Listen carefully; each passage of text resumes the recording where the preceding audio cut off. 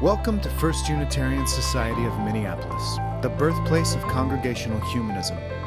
We carry on that tradition of free thought today, dedicated to promoting a free search for truth, meaning, and justice. Our web address is firstunitarian.org. Thank you for joining us.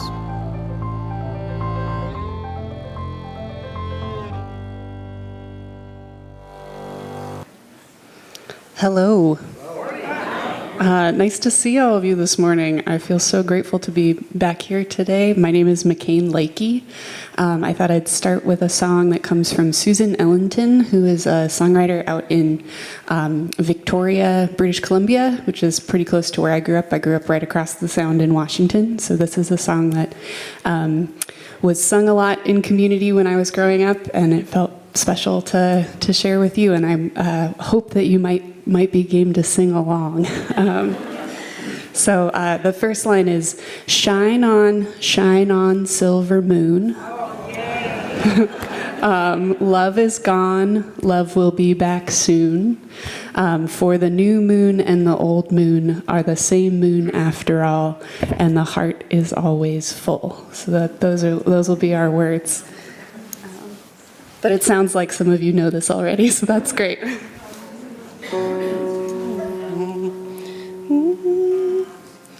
Shine on, silver moon. You want to try that? Shine on, silver moon.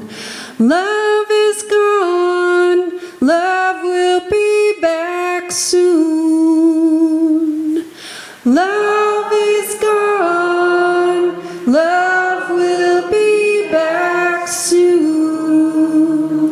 For the new moon and the old moon, for the new moon and the old moon are the same moon after all, are the same moon after all, and the heart is always full, and the heart is always full. Excellent. Freedom, freedom in my soul. Destiny out of my control. When my freedom and my destiny look each other in the face, then life is lived in grace. So shine on, silver moon. Love is gone, love will be back soon. For the new moon and the old moon are the same moon after all, and the heart is always full. Children laughing in the sun, old man, old woman come undone. When the new ones and the old ones look each other in the eyes, then love never dies. So shine on, silver moon. Love is gone, love will be back soon. For the new moon and the old moon are the same moon after after all, and the heart is always full. Thank you.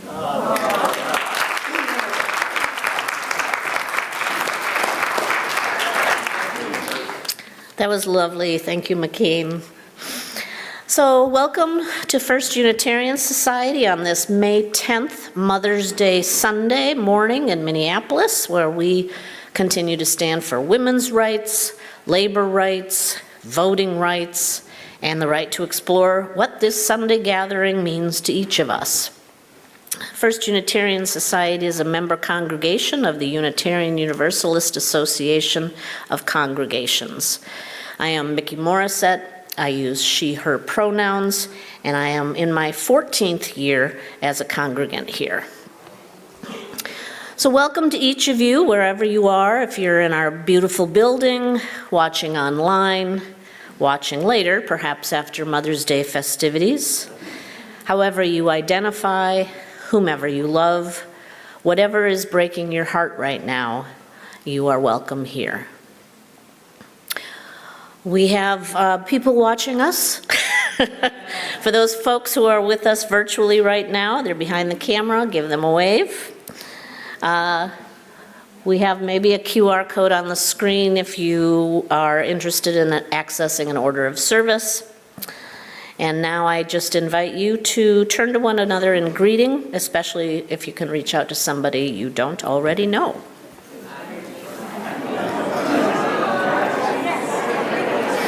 Yeah.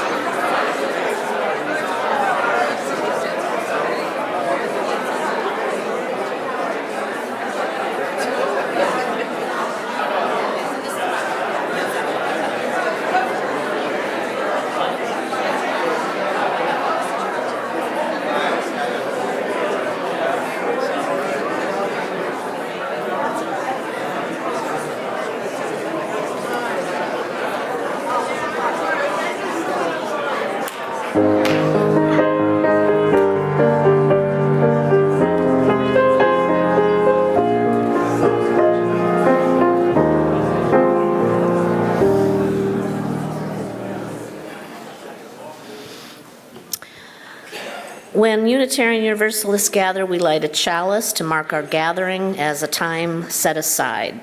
Its light is a reminder to slow down and to pay attention. If you're joining us online, we invite you to create a similar light there as your contribution to this communal fire. Today's chalice words, as Paul lights the chalice, are on the screen and reflect the value of transformation. We adapt to the changing world. We covenant to collectively transform and grow spiritually and ethically. Openness to change is never complete and never perfect.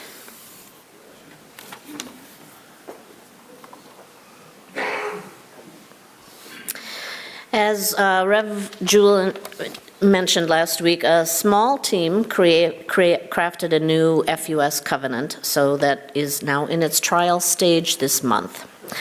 Later in May, the team will seek your feedback and response, so let's try them out again today. The words are on the screen.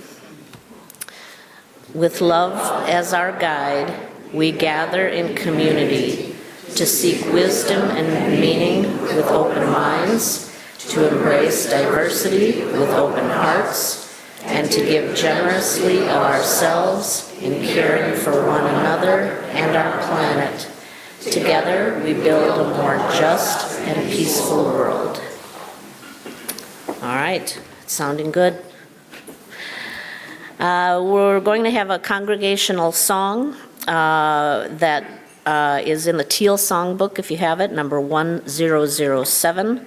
There's a river flowing in my soul, and stand if you are able.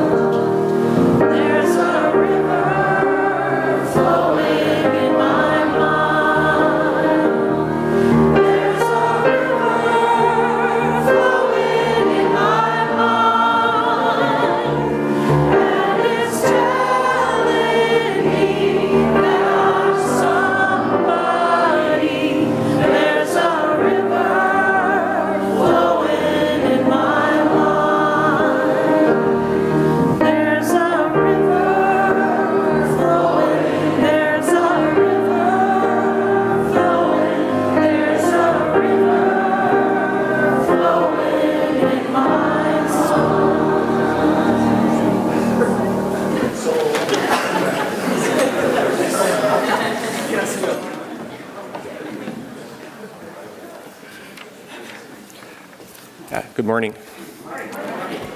First Unitarian Society is a congregational humanist community. We are here for each other, our neighbors, and our planet, and one manifestation of that is our caring team. My name is John Welsh, and I'm a member of that team. Joy and sadness, celebration and hardship coexist and are present in each life. And whatever we're facing, we need one another. If at any time you need some support or would like a visit, or if there's something happening in your life that you'd like to share with the care team or with this community, please call the FUS office, send a note using the QR code on the screen, or click on the link that's provided in the Friday Update newsletter. We have news from Catherine Jordan that after a successful recovery from a heart ailment in early April, the condition has returned, and now she's contracted pneumonia. Too much fun at May Day must have weakened her immune system. After another night at Abbott Northwestern this week, she is now resting at home. Recovery is imminent. She says, "Thank goodness for modern medicine." Although we have not received other joys or concerns to share this morning, we are all aware of those who need a little extra support or affirmation. After the assembly, you're invited to stop by the card basket downstairs to send a note to folks you're especially thinking of today. We'll put them in the mail for you. I invite you now to speak into this space the names of those places and people near and far away that you are holding in your heart.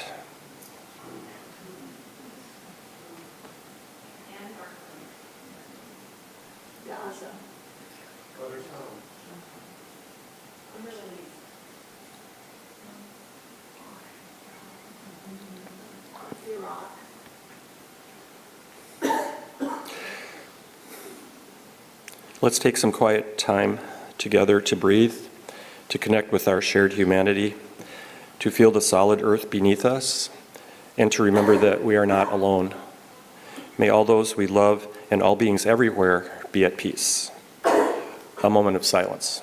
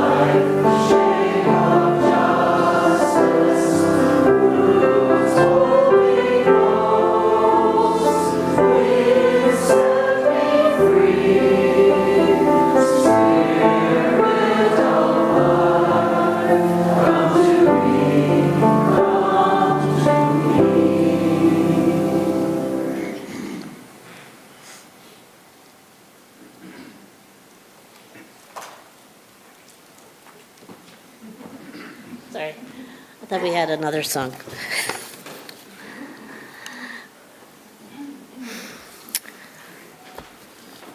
So the theme for the month of May is awakening curiosity. Today, we welcome for our talk the esteemed Reverend Kate Tucker,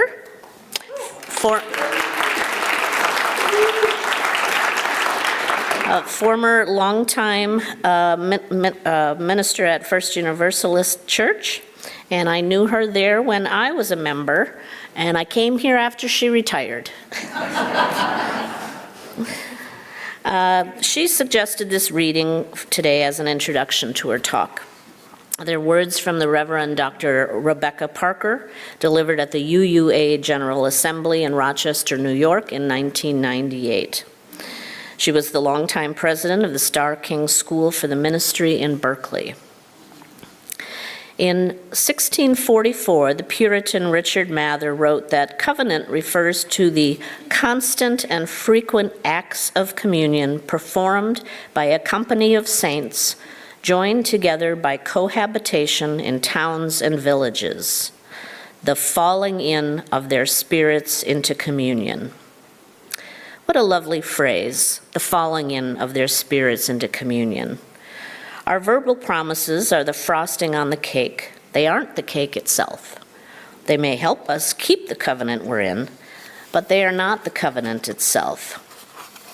By our act of uniting in a Unitarian Universalist congregation, our act of joining together to resist injustice, by these acts, to use Richard Mather's language, our spirits have fallen into communion.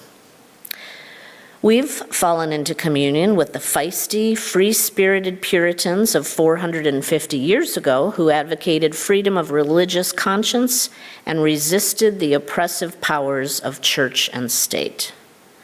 We've fallen into communion with the people who believe revelation is not sealed. John Robinson's words to the departing pilgrims echo in us still, "The Lord hath more truth yet to break forth." We've fallen into communion with the sweet-spirited Universalists of old who rejected a notion of God as a tyrant ruling by the threat of hell and named God as a gracious, creative presence who saves all through the power of love. We've fallen into communion with the deep-feeling transcendentalists, insisting that religion cannot be found in the dry bones of the past, but must be discovered firsthand. We've fallen into communion with the Iowa Sisterhood and all those who have argued and advocated for the rights and full humanity of women. We've fallen into communion with the all-embracing mystics who see truth manifest in the diverse religious traditions of Earth's people and mysteries revealed in the trees and the stars. And we've fallen into communion with courageous humanists who dare to lift up the dignity and strength of human beings, the power and importance of critical reason in a world that prefers the uncritical obedience to false gods. We live within this communion of souls and receive the beauty given to us by their lives, so closely linked with ours. This is the covenant we are already in.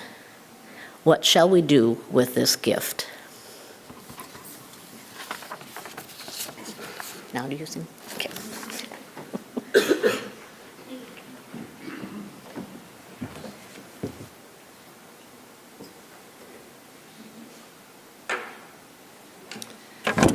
This song is one that I learned from a friend, but it dates back to 1864. It was a Civil War era song, kind of sung in a lot of different places during that period, but has continued on. Happy Mother's Day. This is kind of a sad song, but it got me I was thinking a lot about the mothers who stay with us even when they're no longer on this planet. So.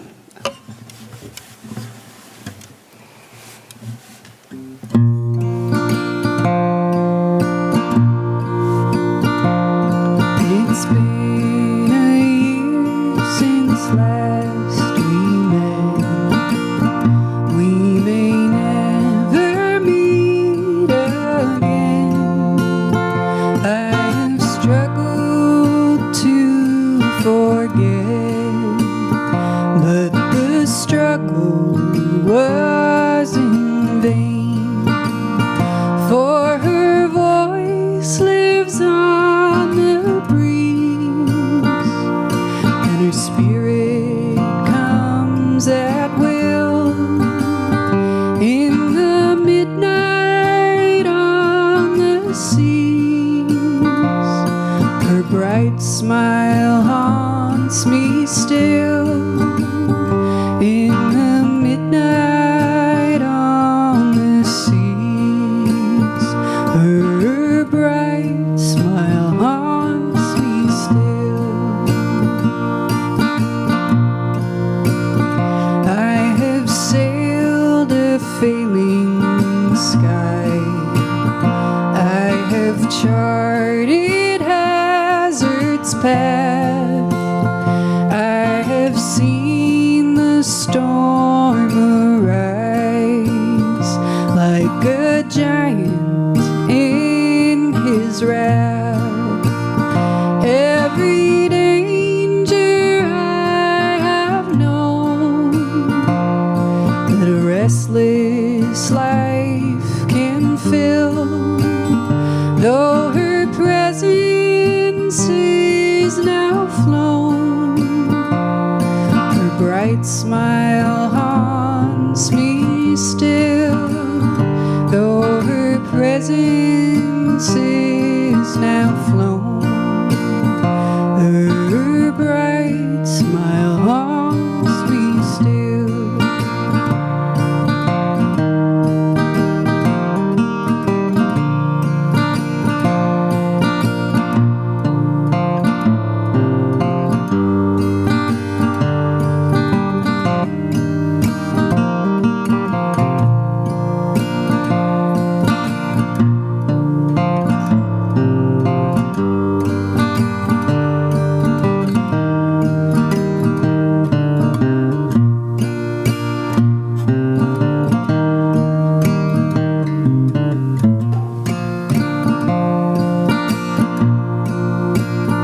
At the first sweet dawn of light, as I gaze upon the deep, her form still greets my sight, while the stars their vigil keep.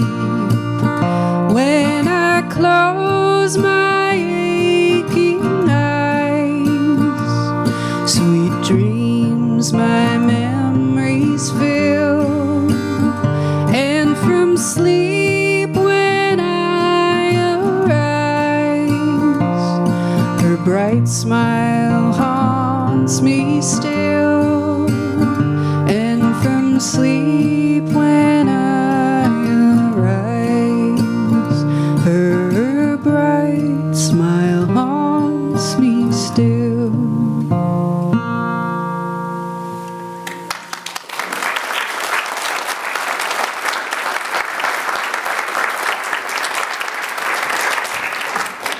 Thank you so much, McCain. That couldn't have been a better intro. I have to figure out how to prop up my words. My heart is very full seeing you, seeing so many faces I know and love. Thank you for being here. Thank you, Mickey. Hello to not only those here, but those who will see us on screen. And to say I am glad to be with you is an understatement. So, this is the first Unitarian house I set foot in ever. I'm from downstate Illinois, corn country, Lincoln Land, near Springfield. I grew up among Methodists. I went to college with Quakers. Then I came up here to study theater. And long story. One summer night in maybe 1971, some of us who were part of the University of Minnesota Showboat cohort Do you remember the showboat, anybody? Yes, showboat. Here comes the showboat.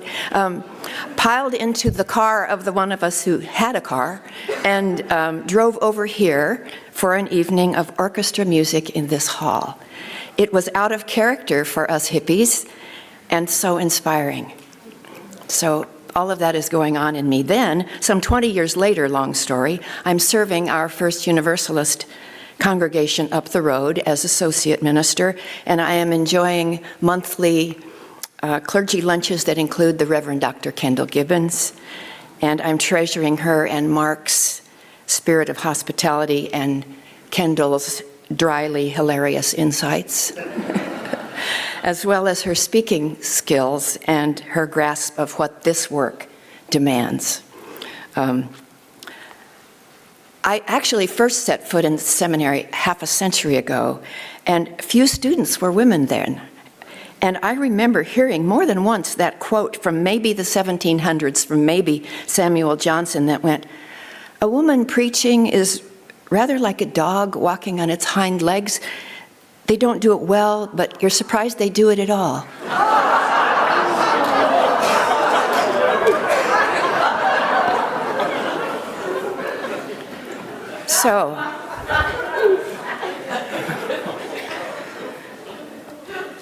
So, in the late 1990s, while I'm serving First Universalist, I'm there to witness in my office, or in Kelly's case, on a stairway landing, pivotal moments when both Jim Fody and Kelly Clement first feel that tug to ministry and get the idea of seminary, and I see that dawn beautifully in their eyes. All this is to say it's good to be with you. And maybe especially at this juncture when you and Reverend Yulin have completed a good, grounded walk through the interim years and now pause at the crossroads, pause and breathe and ready yourselves for the next part of your communal journey, planting yourselves in rich compost. So today's topic is covenant. Covenant. It's not a word that excites. Doesn't get the adrenaline pumping. But it's who we are and what we do. The congregation I served spoke a covenant at the start of each Sunday gathering, like the one you've spoken in the past. Love is the spirit of this place, and service is its law. This is our covenant, to dwell together in peace, to speak the truth in love, and to help one another. And now you are in process, creating new words of covenant. Lately, words that begin with love as our guide. We gather in community, and end together, we build a more just and peaceful world.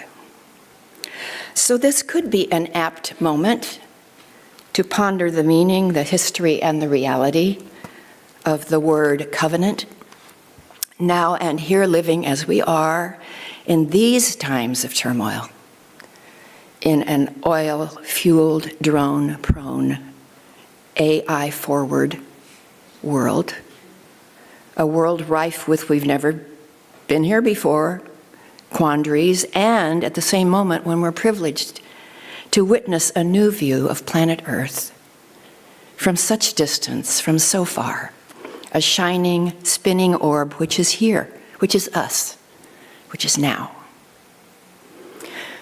The words Mickey read earlier are from the Reverend Dr. Rebecca Parker, who was longtime president of seminary in Berkeley, and she was speaking at General Assembly in Rochester, New York.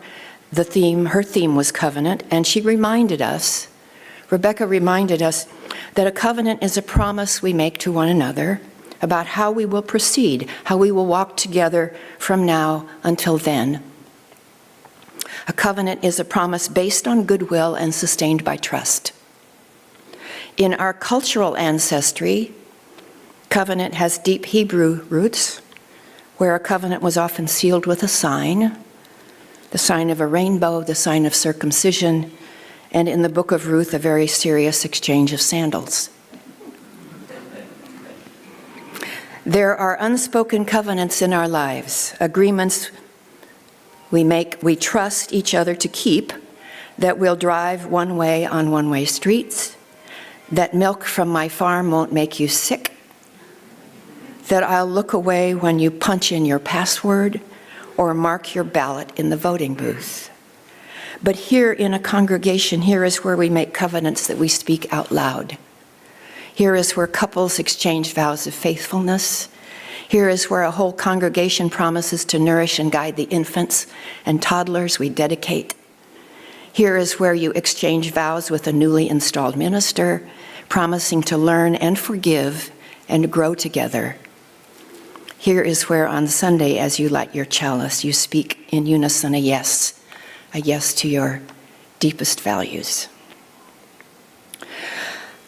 So, you have come into a house of covenant today, and as Rebecca Parker said, you've had a falling in of your spirits into communion. And your spirits have fallen into communion not only with one another, but with so many others beyond this assembly hall and back through time. Rebecca reminds us with whom we have fallen into communion. We've fallen into communion with the sweet Universalists of old and the sour and the spicy ones. We have fallen into communion with the Transcendentalists.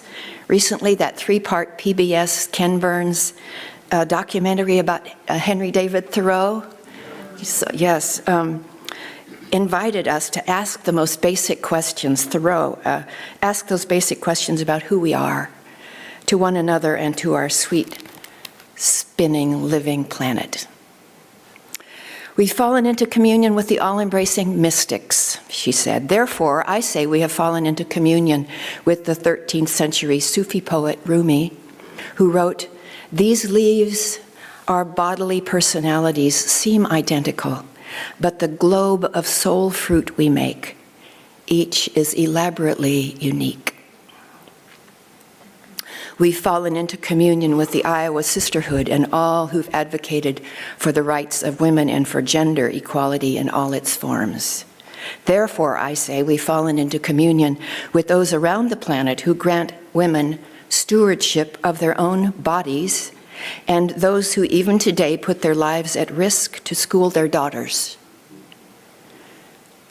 Who has seen SUFs on public, yay, on great performances, well recommended, about the suffragettes. Rebecca said, we've fallen into communion with those who rejected a notion of God as tyrant, ruling by the threat of hell, and named God as the creative presence of love. Therefore, I say we have fallen into communion with Unitarian Horace Mann, who in 1838, as Massachusetts' first state school superintendent, refused to purchase for the common schools a book called Child at Home. Historian Susan Jacoby reports this in her book, The Age of American Unreason. The Age of American Unreason. For his refusal, the Orthodox churches saw him as the Antichrist. That book, Child at Home, published by the American Sunday School Association and pushed by a Reverend Packard, came close to preaching the Calvinist doctrine of predestination, saying that children could be damned forever if they committed such offenses as talking back to a parent or failing to do a chore. Susan writes, Horace Mann informed Reverend Packard that such a book would not be tolerated in Massachusetts because Unitarians and Universalists would not send their children to schools that indoctrinated them with that theology. So Reverend Packard stormed into Mann's office saying schools are obliged to teach that God punishes all evil deeds, great and small. But Mann stood his ground saying, "Is it possible, my dear sir, you can mean to say that no person who does not adopt such views can be pious? Is no Universalist pious?" We have fallen into communion with Horace Mann. Rebecca said, we've fallen into communion with the feisty Puritans of 450 years ago who resisted the oppressive powers of church and state. Therefore, I say, we have fallen into communion with those who this winter and now in Minneapolis and beyond resolutely look out for their neighbors, guard the school kids, and sing loudly their loving resistance. Rebecca said, "We've fallen into communion with courageous humanists who dare to lift up the dignity and strength of human beings. Therefore, I say, we've fallen into communion with William Ellery Channing, the one who coined this Unitarian name in 1819, the one whose statue stands at the edge of Boston Common. Once Channing addressed a crowd of mechanics and laborers, and he said, and this is in his essay Self-Culture or sermon, and I have pluralized Channing's he pronouns, said, "I wish to express my sense of obligation to those from whose industry and skill I derive almost all the comforts of life. My strong interest in you is founded not on your usefulness to the community, so much as on what you are in yourselves. Everyone in every condition," he said, "is great. Our powers of intellect, of conscience, of love, of perceiving the beautiful, of acting on our own minds, these are glorious. Let us not disparage that nature which is common to all, for no thought can measure its grandeur. This is the image of God. No limits can be set to its unfolding. Whoever possesses the divine powers of the soul is a great being. You may clothe us with rags, immure us in a dungeon, chain us to slavish tasks, but we are still great." In historian Susan Jacoby's book, The Age of American Unreason, the author explores a mood or a philosophy she claims is woven through our nation's history, a mood that says we are wrong when we take responsibility for one another's well-being. This mood is rooted in Calvinism. The poor are poor because God has ordained their state in life.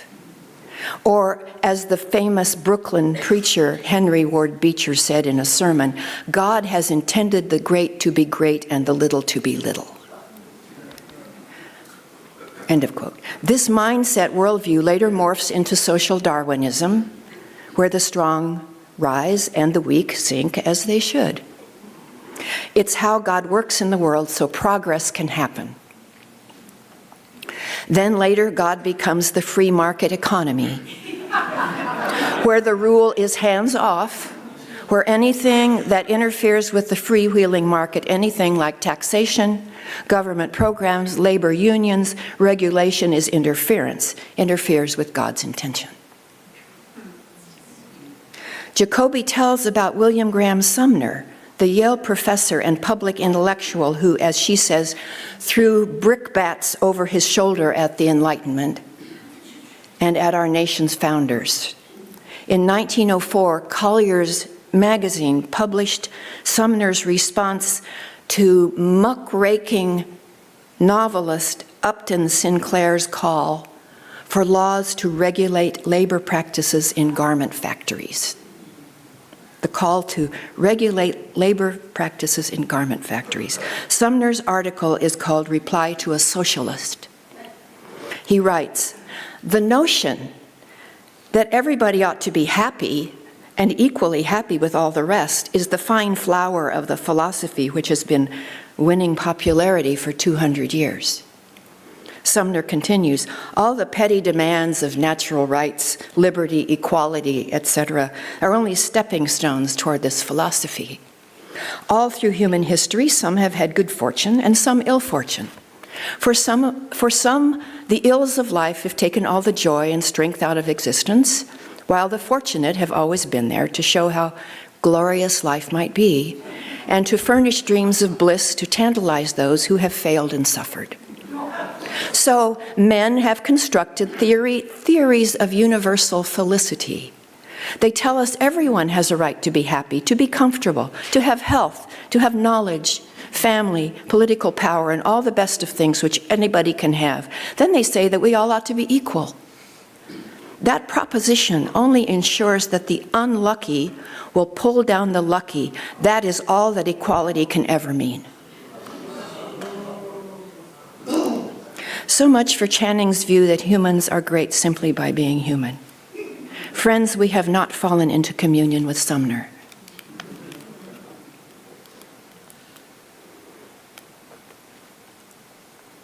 Susan Jacoby quotes a poll that says a majority of Americans believe that God helps those who help themselves is a line from the Bible.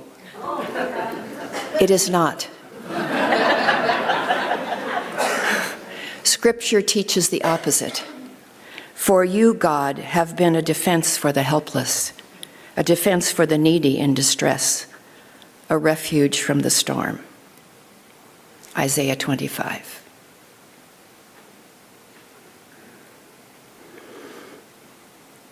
Here's a poem by poet Bob Hickok. It's called Calling Him Back from Layoff. Calling him back from layoff. I called a man today. After he said hello, and I said hello, came a pause during which it would have been confusing to say hello again. So I said, "How are you doing?" And guess what?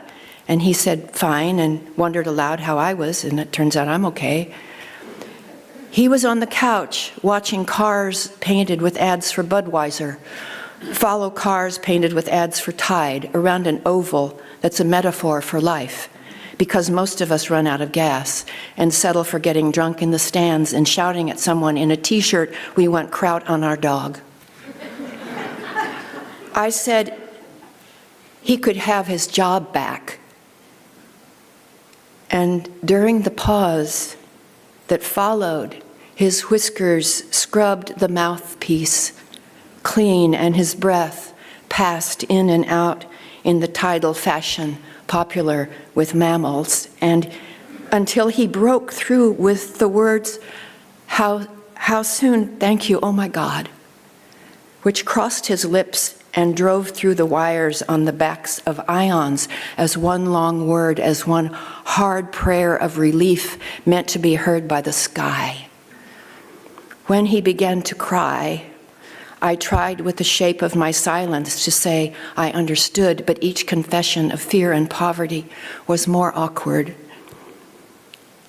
After he hung up, I went outside and sat with one hand in the bower of the other and thought, if I turn my head to the left, it changes the song of the oriole. And if I give a job to one stomach, other forks are naked. And if tonight a steak sizzles in his kitchen, do the 7 other people staring at their phones hear?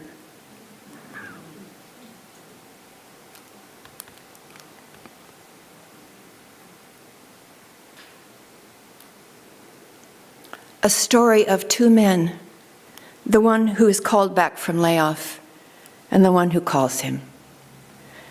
The man who's called back to work, who hears those words, "You can have your job back." He's been laid off for we don't know how long. He's watching auto races on TV, getting a thin respite from his descents into anxiety or despair. In my imagination, he had a job in manufacturing. Maybe he made washing machines in Iowa or autos in Michigan. He makes me think of the dads in the neighborhood where I grew up in Illinois in the 1950s. He brings to mind Forrest, we called him Forry, 3 blocks down, my best friend's father. Forrest spent all his working years in a local soybean processing plant. He had a glass eye from a boyhood farm accident and most of a high school education. He came home from the plant every night in heavy coveralls, smelling like burnt fermented cow feed. He'd shower off, eat a ham sandwich with Norma and the 3 daughters, sometimes with me, and then he'd sit down at their little spinet piano and play Stardust Serenade. Or he'd whittle on a piece of wood until it became a songbird or a frog for the girls. Forrest was a union man, a good provider, a man of few words. There were no layoffs for him that I recall. If there had been, he might have been like that man in the poem, suddenly at the shock of good news, surprising himself with his own flood of feeling, a held-back tide of fears and even tears, confessions about how hard it's been. If you've ever felt your life to be in someone else's hands in this way, you might know what I mean. The other man in the poem, the caller, may be someone from personnel, whether Republican, Democrat, or independent, we have no clue. He seems at first to be trying to decide how casual to be. After he said hello and I said hello, came a pause during which it would have been confusing to say hello again, so I said, "How are you doing?" And guess what? And he tells him. He tells him. Then the caller hears the man's sharp breathing and hears the man's jaw tremble against the receiver. It says he scrubs the mouthpiece clean with his whiskers and hears confessions of such intimacy that you're glad for his sake he has the phone as buffer. It's awkward. So after the caller hangs up, he goes out and sits in the great sanctuary of nature, sits with one hand in the bower of the other, maybe wondering how much to take this experience into himself and be changed by it, maybe wondering how much to care, how to care without himself breaking. He sits taking in what just happened, maybe recognizing how those 6 one-syllable words, "You can have your job back," in about 3 seconds could change a life and the life of a family. And recognizing, I think, the weight of his role in the fate of his fellow citizen, his fellow creature. So the poem goes, and I thought if I turn my head to the left, it changes the song of the oriole. If I give a job to one stomach, other forks are naked. And if tonight a steak sizzles in his kitchen, do the 7 other people staring at their phones hear? When he sits with one hand in the bower of the other, a meditation posture. He's a soul very close to offering up hard questions. What's the right use of my place and power? Of all the promises I've made in my life, spoken and unspoken, to my spouse, my children, my neighbors, my boss, my soul, my vocation, my nation, where does this fit? To what extent am I my brothers and sisters, my siblings' keeper? With whom am I in covenant? To the extent that this man takes the question seriously and wrestles with it and is willing to be changed by it, I say our spirits have fallen into communion with his. The man, the caller, sitting there with his exposed soul and his raw questions, he reminds me of a moment in the 2nd book of Samuel, Hebrew scripture, a moment in the life of David, Israel's king. It's a crossroads moment in David's leadership. The people of Israel are facing times like they've never seen. David is looking back at a 1,000-year journey, all that wandering, that long winding road up to Moses and way past, till now.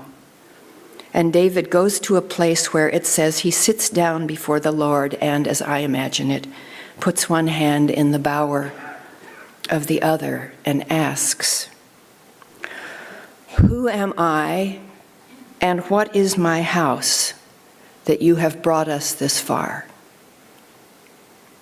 Who am I and what is my house that you have brought us this far? I feel that what he's asking is, what is it that makes us one people? On what basis are we one nation? Is it land that makes us one, sitting on the same piece of earth? Is it blood kinship that makes us one? Or shared history? Is it the law written down that makes us one people? Or is even the written law not the whole story? I imagine him thinking, could it be that what makes us one people is our responsiveness to a voice that beckons us, calls us to travel the hard road from bondage to new life, new questions, new tasks, new learning, and calls us to be a defense for the needy in distress, a refuge from the storm? Is it our covenant with each other, our creative, sustaining, compassion-filled commitment that makes us one people? If David chooses this one, then, in my view, our spirits have fallen into communion with David and his house. And though we don't know where our covenant will take us, we know we'll go together. As Rebecca Parker tells us, the history of covenant making shows that the means for tremendous influence, for the common good, are in our hands. We do not need more money, though it always helps. We do not need more people, though it would be good to have them. To be a force for good, what we need to do is establish more strongly in our congregational life the practices that embody loving, just, and sustainable community. We need to be what we want to see and make visible an alternative to the forms of oppression and injustice alive in our time. This is our hope and our practice, she says. So, people of First Unitarian Society, may the circle of your covenant be strong. May it thrive, well connected to a circle that's older and deeper and wider than we can tell. Thank you.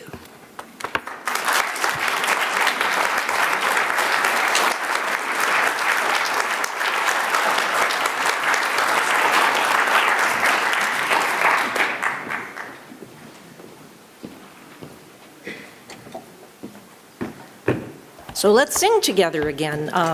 Please stand as you're willing and able, and we'll sing number 155, Circle Round for Freedom.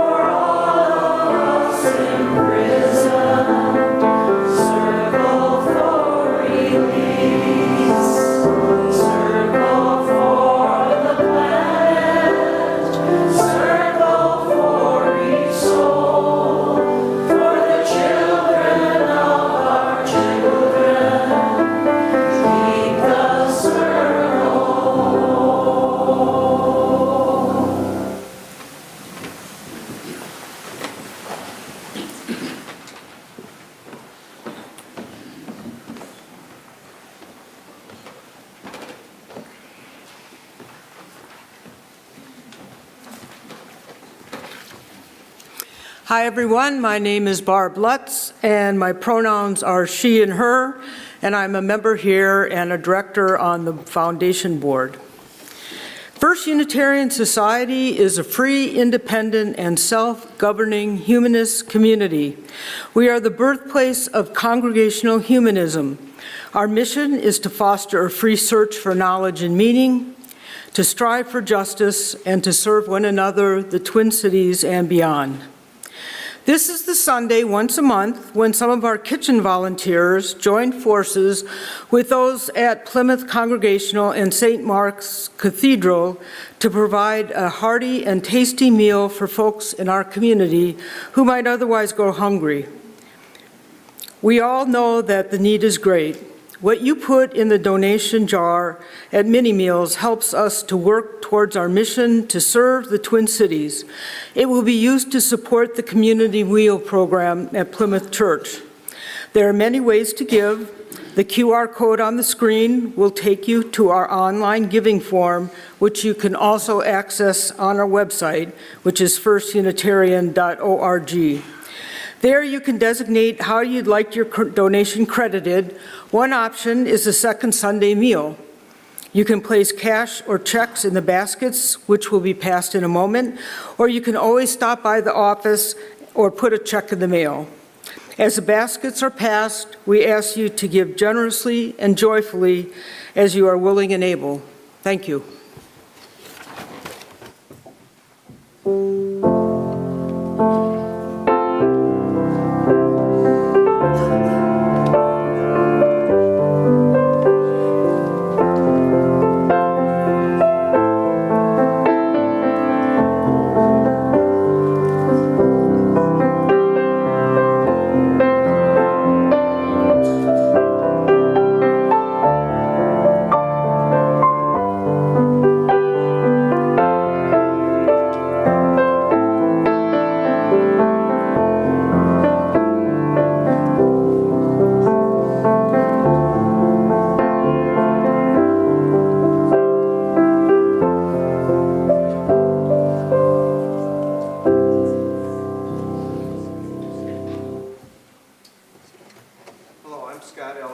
I'm here again to talk about the auction. If covenant is an unexciting word, auction is really an unexciting word. Who would want to go to an auction? It sounds like farm implements or something to me. Well, I'm here to persuade you that you want to go to the auction. It is this Saturday from 5 to 9. It involves really good food. They call it hors d'oeuvres, but it's better than that. It's a wine, beer, and soft drinks are included in the price, desserts. The food alone is a reason to go. Your $25 ticket, $15 for first-time attendees. They'll believe you if you say that's you. Probably. The auctioneer, probably there's pictures coming up about him. Kurt Johnson, if you've heard that story, he's hilarious. Think comedy club on top of the food that you're eating, and that would be another reason to come.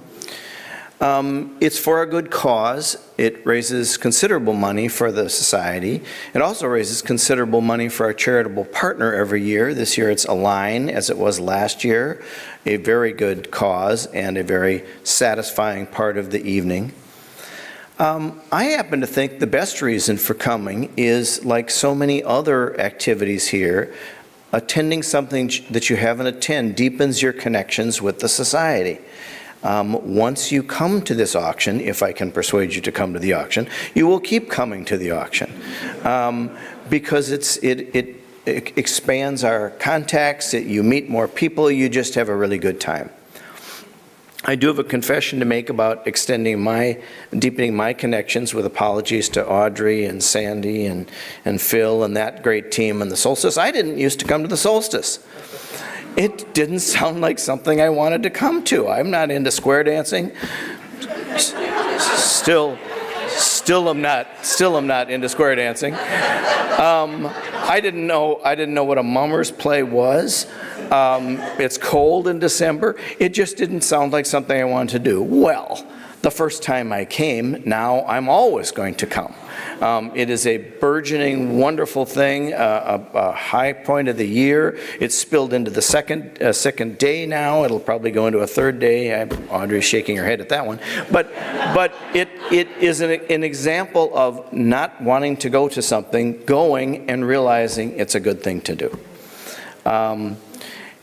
Finally, I want to call out my friend John Welsh. John came up to me at last year's auction and said, you know, I've never been to this before, and it's really fun. You know, Scott, your incessant marketing persuaded me to come, and so he came.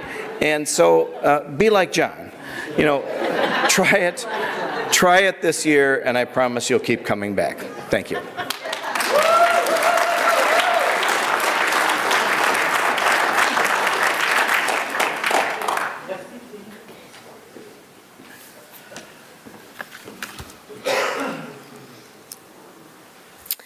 So on the announcement front, bear with me for a while now. We've got quite a few things to share.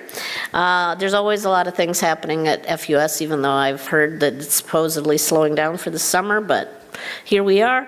And as always, the details about what's happening can be found in the Friday update that's mailed out. So the social justice highlight, as you've heard for May, is our Align team. Allies of Align Minneapolis, and is something that people can chip in for. It also is, there's a mini meal served here on Sundays that helps us with the personnel that are serving over at Plymouth Church. Let's see, where's my note here? There's people who are requested to sort of help with that team, a covenant of sorts of hearty souls who are transporting chicken, filling shampoo bottles, packing ramen noodles, making sandwiches, playing music, wrapping bread on a Sunday night, and transporting homemade cakes made from rescued apples and strawberries. Dave Lessler, Dara Strickland, Karen Rowe, sorry, Liz Hutchinson, Shelley Schreffler, Christy Eller, Cindy Anderson can all inform you about how to get involved. Our building was part of the Doors Open yesterday. Many thanks to Suzanne and all the volunteers who showed off this beautiful space to 125 community members.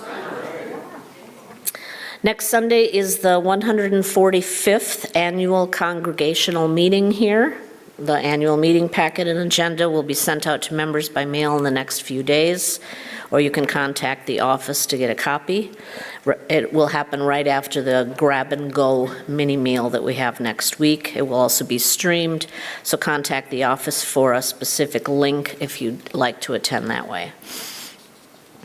Monarcha, I'm really bad on pronunciations today, which is a coalition of workers, students, people of faith, and business owners, which is representing fundamental freedoms, peaceful protest, and protection from unreasonable searches and seizures. They are offering a democracy defense training here at FUS this Thursday, May 14th, from 6 to 8:45 p.m. If you'd like to learn more about how to support democratic voting and defend the election results, you can register through a link in the Friday update.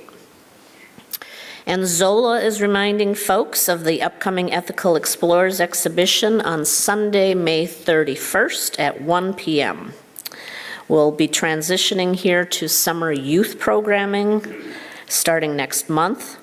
She's saying that if you have an outdoor workshop idea you'd like to facilitate for youth this summer, such as seed planting or a scavenger hunt, please let her know. She can provide any materials and supplies needed. She's also hoping to hear from others who are interested in becoming a facilitator and helper in the fall for 8th and 9th grade OWL, or Wendy Jerome's 10th and 12th grade course on ancient ethical thought leaders. There's also a small team of us preparing a neighboring faiths curriculum that will be taught next year. Contact Zola about your interest. So after the assembly, for those here in person, the mini meal today consists of burgers, dogs, sausage, portobello patio grill out with fixins, creamy vegan polenta with mushrooms, crudité, and granola with yogurt or oat milk. Also, the bookstore is open every Sunday after assembly. If you're going downstairs and the line is long for food, stop in and browse. Most of the titles are 50% off retail. Lastly, if you're not here in person, I hope you have had lovely plans to enjoy the rest of the afternoon and to mark Mother's Day in whatever way works for you. And if you are celebrating from here afterwards, I'm glad you spent time with us this morning, and I hope you can join us for next week's annual meeting. So, holding all of this in our hearts, let's enjoy again the music of McCain, and then we'll extinguish our chalice.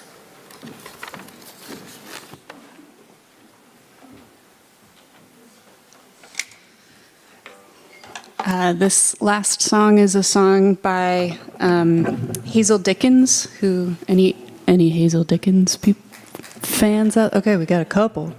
Hazel Dickens is kind of a hero of mine. She was a musician and songwriter from West Virginia who wrote a lot of really important songs speaking out against coal mining and things like that, and was also a pioneer of women in bluegrass.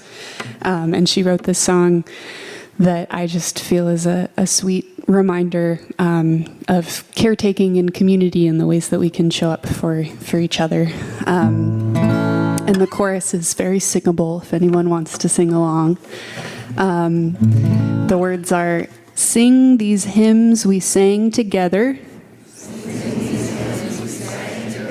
in that plain little church with the benches all worn.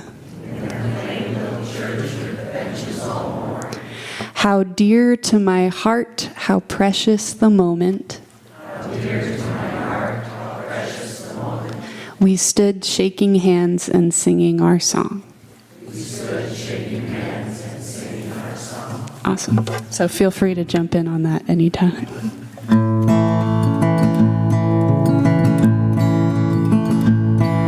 I feel the shadows now upon me, and fair angels beckon to me.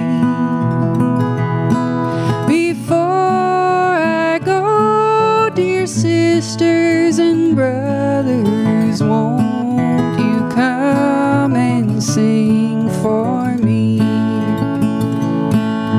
Sing those hymns we sang together in that plain little church with the benches all worn.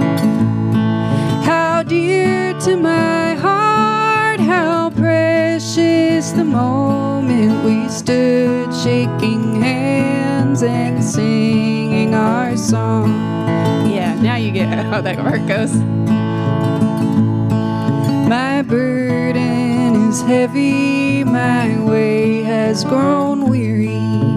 I have traveled a road that is long, and it would ease this old heart, my brother, if you'd come and sing one song. Sing those hymns we sang together in that plain little church with the benches all worn. How dear to my heart, how precious the moments we stood shaking hands and singing our song.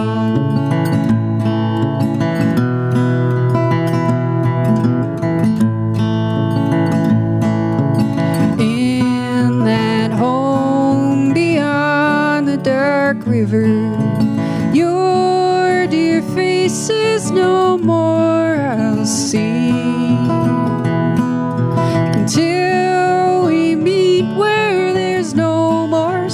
parting, won't you come and sing for me? Sing those hymns we sang together in that plain little church with the benches all worn. How dear to my heart, how precious the moments we stood shaking hands and singing our song. Let's do that one more time. Sing those hymns we sang together in that plain little church with the benches all worn. How dear to my heart, how precious the moments we stood shaking hands and singing our song.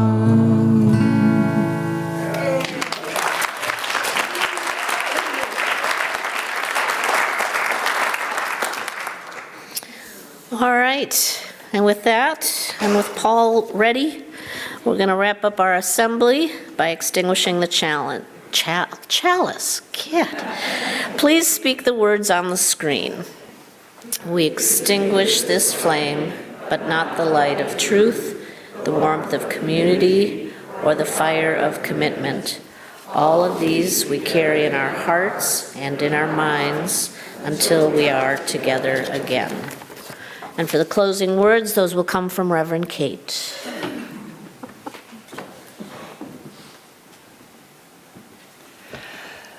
May the circle of our covenant be strong, and may we all do our parts to keep the circle whole.